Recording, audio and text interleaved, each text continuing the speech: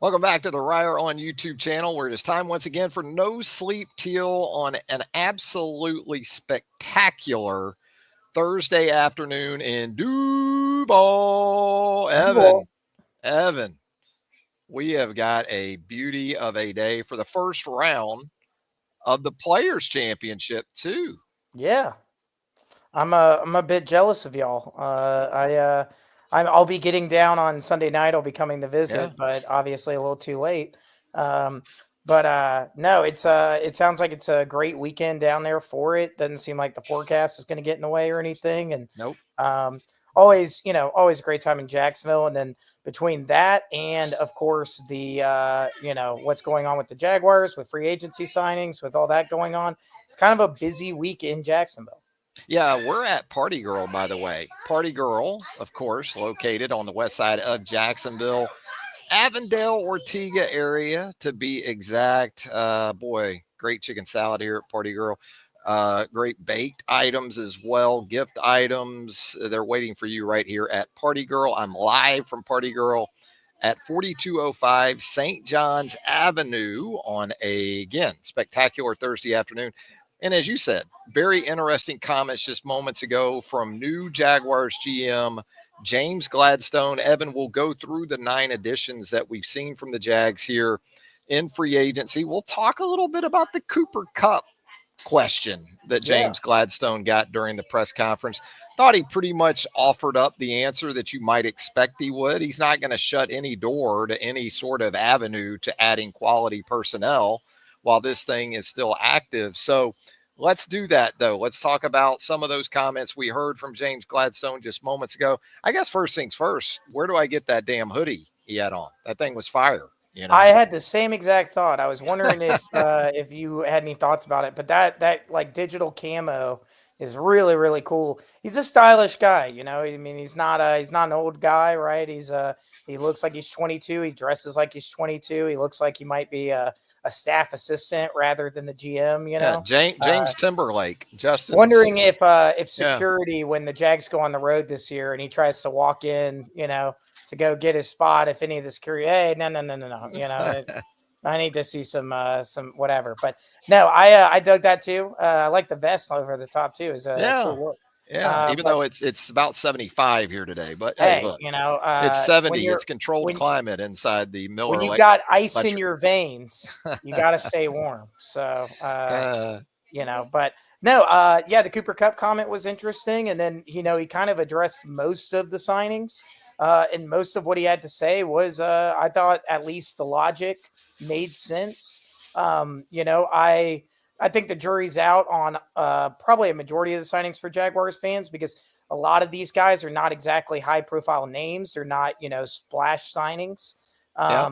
That being said, there is a lot of, the dots are connecting a little bit about what they're kind of trying to do with this free agency class. Yeah. With the turnover, they had roster spots to fill, Yeah. right? I mean, you have to have enough guys that when you get to the OTAs and start putting your team out there in workouts and in sort of practice situations, you got guys. And so, from a depth perspective, and I think also from a competitiveness perspective, they laid some foundation there as far as being able to do that at some spots where, we knew Christian Kirk had moved on. We knew Evan Ingram had moved on. We knew Andre Cisco had moved on. So when you look at some of these guys that they added to 9, and by the way, what about James Gladstone? Basically saying they went 9 for 9 Yeah. on the guys that they had targeted in this free agency cycle. I thought that was a pretty telling comment as well. Yeah, especially since how quickly they moved through, those 9 signings, that makes me think that there's some, credit to that. GMs will often say, we got the guys we wanted, right? They're not going to ever say, well, we kind of missed, we're on our Right. third or fourth option. But in the past, in free agency, we've seen the Jaguars kind of, it took a little while to get some of the classes done. Of course, there's like examples of them getting stuff done quickly, the bulky approach of, well, we're just going to overpay Christian Kirk and reset the receiver market and different stuff. They got those kind of deals done early, but With a lot of these, they seem like they're at decent value. And again, when you're getting them done as quickly as they did, like I said, it seems like there's some credibility to we had these 9 targets and we got them. Keeter checking in here in the live chat. We appreciate it, Keeter. He notes that Gladstone was very transparent about the lack of FA defensive line additions. I thought that was an interesting comment, too. It's a good Yeah. catch by Keeter because, first and foremost, it sounds like Gladstone and this staff are intent on some of those younger acquisitions like a Mason Smith from a year ago getting an opportunity to impact things up front on the defensive side. Yeah, I think that, and then when you think about his comment about, building through the draft and the 10 draft picks and stuff and needing to have space for guys to be able to come in and get Yeah. on the field, I think that adds up. Especially the way that Mason Smith kind of came on later in the season last year, I don't see why you wouldn't, want to make sure that he can get a sizable amount of snaps every game. Ideally, obviously, we've had plenty of criticism about Eric Armstead, and in some ways, Devon Hamilton took a step back last year, and JHA wasn't quite what we wanted. Those first 4 guys are the first 4 guys. There's not really a whole lot that's going to change there. At this point, you want to get dudes on the field that provide maybe a different quality, or at the very least, can develop when they do get on the field. So I think it makes sense. Obviously it's still a bit of a concern. You need to have a deep defensive line to be properly competitive in the NFL. And right now the Jaguars don't have that. But, at the same time, again, I wouldn't be surprised if they go real draft heavy on it. Or if, maybe if they make 1 or 2 more signings, if one of those is a, versatile kind of defensive lineman that, can maybe move from, the edge to the interior or something like that. Yeah, I mean, a lot of the mocks have certainly been DL heavy, as we Right. know, where the Jaguars are concerned. And so that could still be a key spot for this team in next month's draft, especially with 3 picks in the first 2 or 3 rounds, or 4 picks in the first 2 or 3 rounds. As you alluded to, plenty of picks in this draft coming up, and then I think 11 more in 2026. So 21 picks coming up over the next 2 drafts for the Jacksonville Jaguars. So let's pull the 9 free agents up here so we can see them and sort of work through them, Evan. And I'm going to ask you this question. When you look at this list, especially Jordan Lewis at that slot corner position, thinking about Eric Murray, I guess as much as anything, understanding the dollar figures involved for De'Ami Brown, maybe Jordan Lewis, Eric Murray, how many starters do you see, slam dunk starters, in this group of 9? I'd probably say there's 4 or 5, depending. Jordan Lewis is the most in the modern NFL, right? We say this all the time. You start 3 corners. So Jordan Lewis is, may not technically count as a starter, but he's a starter. He's going to play starter level snaps. They obviously like Eric Murray. I could see a situation where maybe he somehow loses out on that job, but right now he just doesn't have intense competition for the position. So I think Eric Murray is one of those starters. I think obviously Patrick McCarry is absolutely one of those starters. That's not a question. Yeah. I would also say Robert Hainsey is, he's a starter at center. Yeah, I mean, until we see otherwise. So there's 4 guaranteed right there, I would say. They didn't go cheap on De'Ami Brown either at the wide receiver position, did they? They obviously like him. He just screams number 3 to me. But, with the way that Cohen runs his offense and what he likes to do, I mean, again, it's kind of like the Jordan Lewis thing, but flipped, where I would expect to see Brown on the field a ton, as that number 3 guy. As Gladstone mentioned specifically, a lot of potential in terms of run after the catch. That's something that, I think the Jaguars desperately need, especially considering that, Christian Kirk is gone. Brian Thomas Jr. provides that in many ways, but you want Brian Thomas Jr. looking a little bit further down the field. You don't want to be worrying about trying to throw him a 5-yard out route and trying to get him, to cut up field. It'll happen, but that's not really what he's supposed to be there. And Gabe Davis is obviously not that kind of player either. Coming off injury on top of everything else. I count Brown, Hainsey, Lewis, McCarry, and Murray as starters right now. So, 5. That's 5 of the 9. Brent Strange, obviously, we heard some glowing commentary from Gladstone today in regards to the still evolving, developing, budding star, maybe in Brenton Strange, even with Evan Ingram moving along. And look, schematically, in terms of how they're going to want to do things offensively, yeah, you hate to see Evan Ingram go. But I think they've been pretty telling too in their commentary of what they want to be with the run game. And also, not being as predictable with their Yeah. personnel groupings, which maybe they're going to be able to do more of that. I don't think there's a maybe about it with Munt coming in and Hunter Long coming in to go along with Brenton Strange. When they go 11 personnel, they're really going to be 11 personnel. They're Yeah. going to be one back, one tight end, Yeah. legitimate tight end, traditional almost tight end. When they went 11 personnel with Evan, they were really 10. They Yeah. were one back, four wide receivers, Yeah. or three and a half. And Yeah. Sure. so, with what they want to do, with the way they want to play offense, I think De'Ami Brown too. De'Ami Brown's got some dog in him, man. I Yeah, know dude. everybody talks about his dynamic playmaking ability, his speed over the top, and that's all great. And he's legitimate in those areas. But watch him after the catch and some of the quick game stuff they do. And he's not afraid. This goes back to the run game. You got to have guys that are willing on the outside, not to be dominant blockers, but they have to be willing and the kind that can get engaged from that perspective too. Yeah, for sure. No, I think what your comment about actually having diverse personnel is critical to this because that was a lot of the issue with the Jaguars last year was that sure you've got all these like potentially dynamic players and different stuff, but every time we were seeing the Jaguars every week, it felt very predictable. It felt very very predictable. So in this situation, especially with these two tight end signings, I'm a big fan of both. I like Johnny Munt is one of those dudes that, like, for whatever reason, he's like one of the most famous number three tight ends in the NFL. I feel like everybody has just at least like heard his name like randomly, probably due to sports betting. But there's various reasons. But I think Johnny Munt as a number three guy is a potential kind of sneaky link of sorts. That's great. Proven blocker. Hunter Long also a very proven blocker, and kind of with Hunter Long in a lot of these signings, there's a lot of upside. Yeah. Hunter Long was a top 100 pick.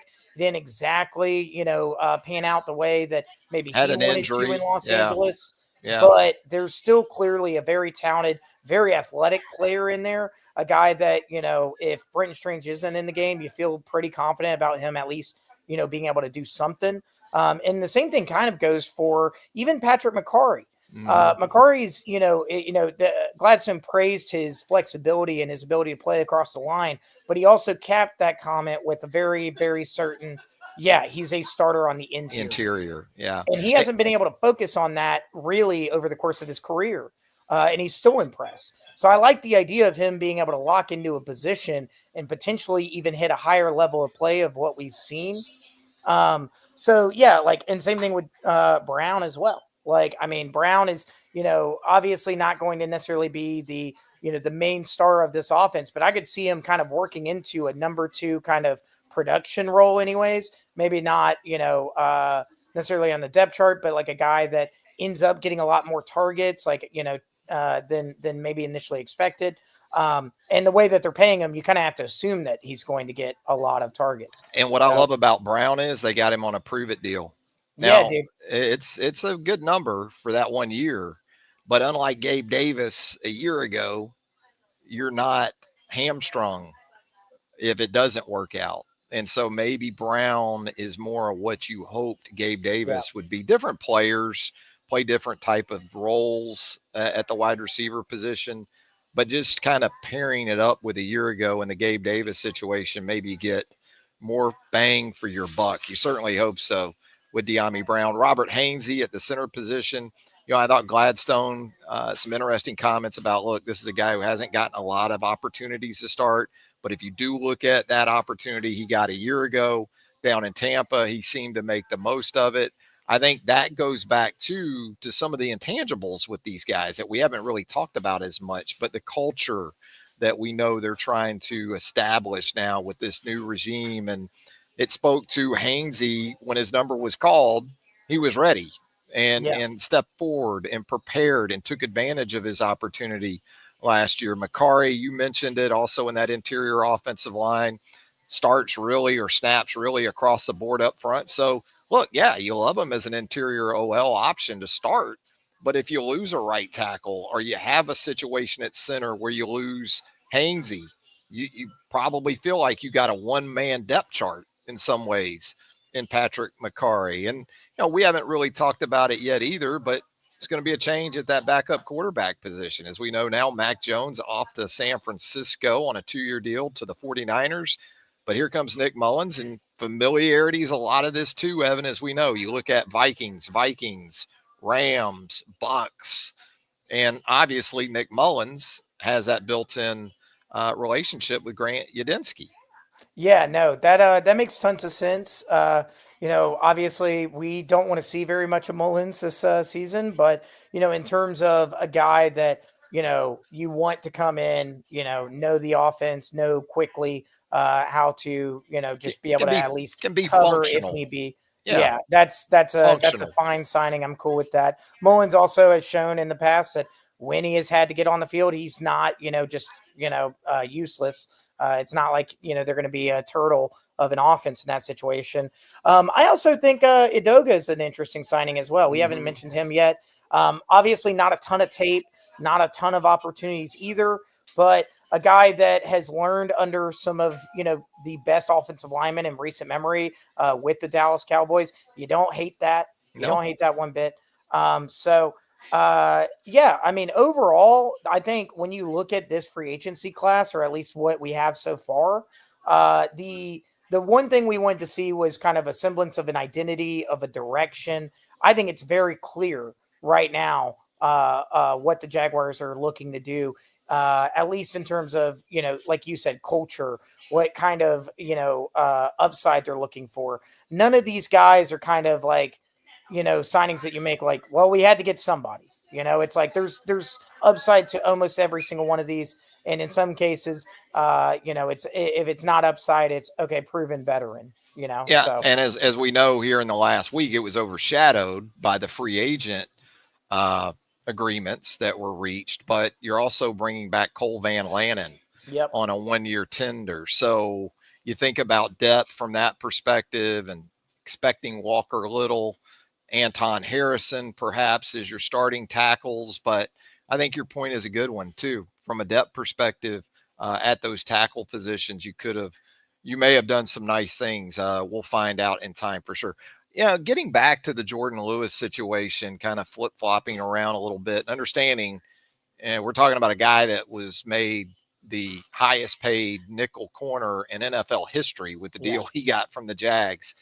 What does that mean for Jarian Jones?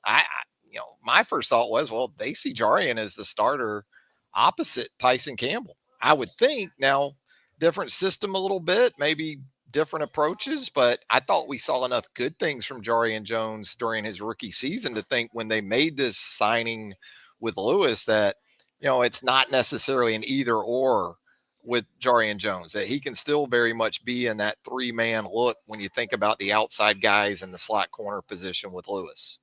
No, I think that's what it states too, or at least that's what they want to happen.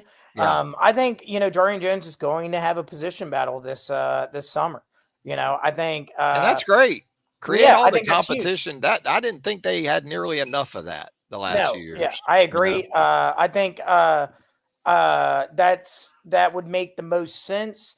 But if it doesn't work out, obviously they've got Monteric Brown, which is not exactly we know that he has his limitations. He's not at best he's a mediocre corner in the Yeah, NFL. he's Uh, probably a third corner. yeah, yeah. You love to have him on your team from a depth perspective, but certainly they needed to upgrade at the Ideally, corner spot. Jarian Jones is a starter. I wouldn't be surprised third or fourth round, you see another, Yeah. young corner come in, another guy that potentially you start grooming to at least, maybe not compete for this year, but just another depth option. And something that I did not realize, but if you saw any of Jordan Lewis's comments or Jarian Jones's comments about the signing of Jordan Lewis, they have been working out since Jarian last year. So this is a guy that has already been in kind of a mentor role Yeah. for Jordan Lewis has. So that's that again, when you talk about identity, logic with Gladstone signing, that's another thing that makes a lot of sense. And yeah, worst case scenario, if let's say, Jones is not necessarily ready to be an out and out starter every week on that end, you've got a guy that he knows well, that is a proven, veteran in the NFL, that you can, okay, this at the very least is going to continue making Jarian Jones a better player. So obviously, I want Jones to be that guy. We all do. And, we saw flashes that he could be. I want to believe that with this new staff and with what they may be able to teach him as well, that, yeah, we'll have Tyson Campbell and Jones on the outside with Jordan Lewis locking down the slot. Yeah, Jarian Jones, I think, has some of that edge that this new staff actually wants, some Yeah. physicality. I don't think physicality, by definition, for James Gladstone or Liam Cohen or this new regime in general, certainly Tony Baselli, is limited to the lines of scrimmage. Yeah. Okay. Just because you get further away from the football doesn't mean you're going to be absolved of, being that kind of physical presence if you're Right. on the football field. So I think Jarian can bring some of that as well. And then you think about it with these additions of Jordan Lewis and Eric Murray, and you think about Tyson Campbell. If Jarian Jones is a guy on the outside that they go to at the corner, that's thinking about a nickel look, 5 defensive backs. That's 4 of the 5. But as we know, that other safety spot could be very interesting. Andrew Wingard, a veteran, but again, the draft, how that plays out, still some things that could shake out in terms of personnel acquisition, I guess, Ev. Yeah, I think I kind of mentioned this earlier in the episode, and we mentioned it before the episode. I don't think they're going to be adding a whole lot more in free agency. I think probably one or two more signings at best. I could be wrong about that. But no, I mean, they've kind of got the core. Is it a top end core? I don't necessarily think so. But there's a lot of ifs, if Tyson Campbell can kind of actually get to the level we know he can play at week after week. I mean, yeah, you have like a really great corner as your number one corner. Jarian Jones takes a step forward. Jordan Lewis, I actually kind of feels like the most certain, rock solid thing that you've got in terms of corners. The safeties, Eric Murray kind of feels like the Darnell Savage signing, a little bit, veteran guy that you kind of, there's not necessarily going to be a whole lot more for him to necessarily, elevate into. But at the same time, we've seen it before. We've seen it in Jacksonville. Sometimes getting in a new scheme, getting into a new city and stuff with DBs, it can be a bigger change than maybe at other positions. Guys coming in and kind of just finding a groove, and over the course of the season playing at a higher level than we've ever seen them do. But Eric Murray knows the division well, obviously, from his time with the Texans. That's never a bad thing. You No. like a guy with some familiarity about the opponents he's going to be going up against. Yeah, and to be clear, these 9 guys, when you think about even 2027, you'll be pretty surprised if the majority of these guys are still in Jacksonville. Yeah. These are guys you got to play competitive football in 2025. You got a Yeah. $50 million quarterback. This Yeah. is your window, supposedly. So there's a mix, there's a fine line. And you hear it in some of the comments from James Gladstone. He's not afraid to mention, look, we got 21 picks over the next 2 years. So he's thinking big picture also. Yeah. But in the interim, you're still trying to win the AFC South. You're still looked at to be a playoff team in 2025. So you got to sort of work that and blend it in with some of the guys that we're seeing here. And, let me ask you that question. In terms of Trevor Lawrence's growth and where he can potentially get to and his ceiling in terms of physical attributes, do you look at this from the offensive perspective and think, yeah, this at least provides us a vision, a pathway to thinking that this is the type of offense that Trevor Lawrence could do quite well in. Yeah, I think so. I believe at this moment, while it may not be a top 10 wide receiver group, there's clearly, sincere talent here. I mean, Brian Thomas Jr. is obviously so freaking exciting. He, is already maybe let's say top 20 wide receiver in the NFL, if not top 15. So you've got like a out and out number one. You've got a guy that obviously we were pretty frustrated with Gabe Davis in certain ways last year, but when he's at his best, was one of the better number two receivers in the NFL. And then Brown is, I mean, if you can have a guy like Brown as your third receiver, or potentially your second, you're really good either way. So in terms of offensive weapons, there shouldn't be much question there. Between that, running backs, Brenton Strange at tight end, Hunter Long, weapons wise, Yeah. I think absolutely growth should not be an issue. Offensive line is still a question mark because even with McCarry, even with Hainsey, Hainsey's a little bit unproven, so we need to see something there. McCarry, you feel a lot better about, but the tackle spots, right? I mean, this none of this changes the tackle spots of being a question mark. So that's where the big concern is are they still going to be able to block? Trevor is obviously very talented, but one of the critiques we've had of him is he's not quite as flexible. He's not quite as intuitive, instinctive as maybe we hoped he would be. That's what's going to be interesting to compare him against like Baker Mayfield in this, kind of Cohen offense. Because Baker is all that. Yeah. Baker is less talent, necessarily less physical capabilities, more just instinct and making the right decision on the fly. I've been screaming, as you know, since last season, more Ryan Tannehill with Trevor. And I know people hear that, Jags fans hear that, especially because it's a Titans reference and they cringe. Yeah. But I've felt that way for a while now. And I do think this elevation of the run game in terms of importance to this regime is a great thing. Not only for Trevor Lawrence, you want to make your offensive tackles better in pass pro, run the damn football effectively. Yeah. That helps when you can do that. That helps your guys protect. You want more separation, you want more explosive plays from Brian Thomas Jr., run the football effectively and then play action and be able to hit him down the field, even in the quick game with Brown coming in here from the Washington Commanders.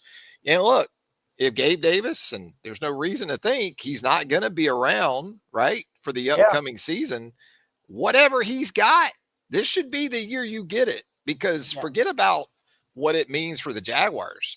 This is a huge season coming up for Gabe Davis. Absolutely. In his professional football career. Absolutely. So whatever he's got, you should get it in 2025.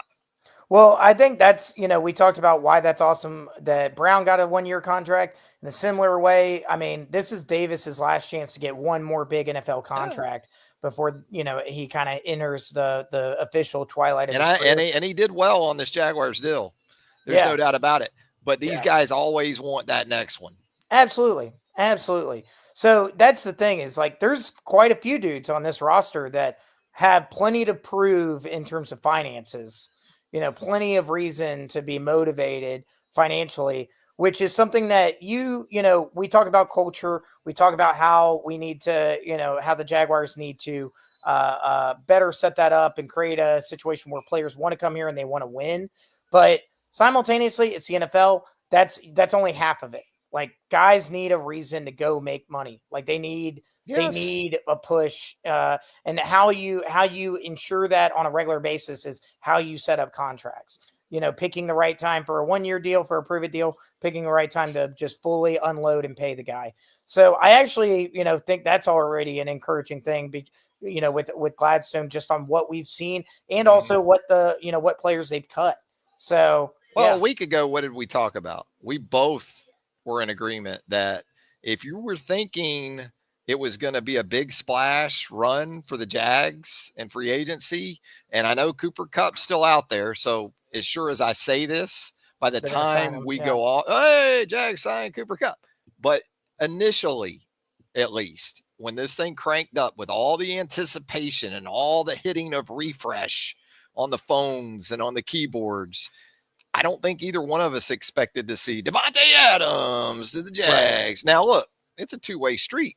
Some of these guys have got to want to come to your place too. Yeah. And so, if I'm Devontae Adams and it's the Rams and Matthew Stafford, maybe I understand that too. But regardless of that, we didn't anticipate a splashy entrance into this free Absolutely. agency cycle for James Gladstone in his first go around as the Jaguars GM. All right, Ev, you got anything else for us before we get out of here on a Thursday in Duval County? Only one thing of note, just because it happened right before the podcast, but the news that John Feinstein has passed away just dropped. Oh man, I didn't know that. You're breaking news Yeah, to it me. happened. Maybe the news hit maybe like right in the middle of Gladstone's press conference. Feinstein was a massive influence on probably, I mean, anybody that wanted Me, to be a sports you, journalist for about 3 decades. yeah. Um, he's the man. I mean, I'm looking over at my bookshelf and I can see 4 books of his. Well, Uh, being your old man, I passed down some of that stuff, I think, yeah, right? Season on the Brink, yeah. where he documented a season with Bobby A Knight good in walk Indiana. spoiled. Good walk spoiled on the PGA Tour, right? Those are some of my favorite books that I read growing up. Read And them a couple times. I probably read Season on the Brink 3 or 4 times. yeah, I mean, it's literary gold, sports journalism gold. So I just wanted to shout that out. Yeah. Also, pretty incredible that Feinstein had a column come out today. Wow. He had a column come out today, and then he passed away this morning. So, Unreal. I mean, to the very end, dude had stuff to write about, was committed to the grind. So I just wanted to shout that out, But other than that, not a whole lot. Obviously, players this weekend. You got a prediction for this weekend? Oh, wow. We're going out Sunday. I know you're coming in town, but I think you're getting in later on Sunday. But Yeah, I won't be able to get down in time, I don't think. After watching some of it this morning, like JT sort of flame out after a good start, Yeah. it needs to be the PGA Tour needs it to be someone like Scheffler. And I know he's already won it back to back and a three-peat, Right. whatever. I think they need it to be Scheffler or Rory. Yeah. Now, Spieth looked like he was off to a pretty good start earlier, so that would work too. But man, with the uncertainty and with the viewership in golf right now, certainly not a positive for the PGA Tour or Live for that matter. The Stars need to pick it up at the stadium course here the next couple of days. What about you? Who do you got? This isn't necessarily who I think is going to win, but I want my boy Akshay to get this done. By the way, 3 under through 5 holes. I like Akshay too. Akshay made a 42-foot putt on 3, followed up with a birdie on 4. That's his nemesis. If he putts, yeah. I think, I know Akshay's not exactly, he didn't, necessarily have all the makings of being a, very charismatic star or whatever. He's a little kind of quiet, whatever. I think he's really cool though. I would love to see Akshay get it done. I also, but yeah, I totally get where you're coming from. This could be, Spieth, shot 2 under. He's around. That's he's solid. Around. I could also, I think, a good storyline maybe for the tour would be Zalatoris kind of getting Willie back, Z. Back in the mix. And then also, let's shout out the Bama boy, Bud Colley, finished 4 under. He was balling earlier, and he got in late. I mean, it took a couple of WDs. He was an alternate. So 4 under, guy. 4 under, 2 shots off the leader after day 1. Like that for Bud. That's cool. Bama guy and a Jax Beach guy, Bud Colley. Yeah, that too. If I have it my way, Akshay will be winning on Sunday, but obviously a whole lot of time between now and then.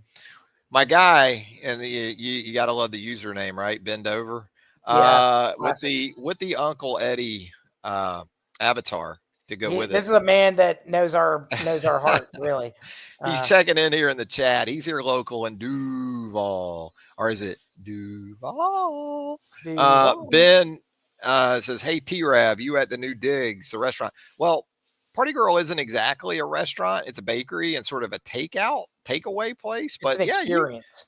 Ben, you want to come hang out? I'll be here. Trust me. And he's also saying, me and my wife are going to come try it out. Chicken salad better be on point.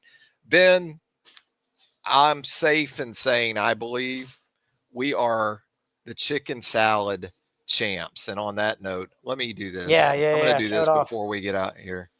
Look at that. Look at that chicken salad, Ev. That looks real good. God, I'm Yes. jealous. I need That's lunch too, so I yeah. definitely don't need to be looking at that. That's where I'm going next, Ben. Ben says nice. There you go. Come and get Sweet. it, Ben. We'll be here for you. But Ev, always a lot of fun, my man. Be safe making your way down to Duval coming up here in the next few days. And fun show. We'll do it again next week. Sounds like a plan. For Evan Reier, Travis Reier, thanking you for tuning in right here on Reier on YouTube to No Sleep Teal. Till next time. So long, everybody.